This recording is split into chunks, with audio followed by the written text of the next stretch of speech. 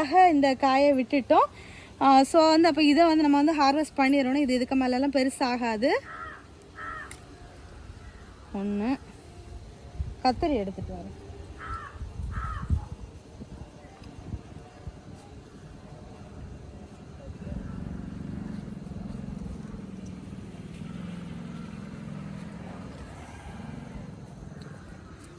இன்னும் மாடியில் நமக்கு நிறைய அப்டேட் இருக்குது. நான் அடுத்த வரிசையாக காமிக்கிறேன்.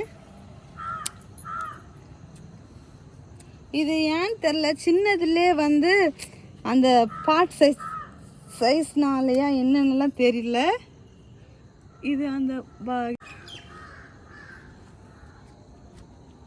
பரவாயில்ல, சின்னதாக காய்ச்சாலும் நம்ம வீட்டு தோட்டத்தில் கிடைக்குது அப்படின்னு சொல்லிட்டு ஹாப்பியாக நம்ம வந்து எடுத்து சமையலுக்கு யூஸ் பண்ணிக்கலாம்.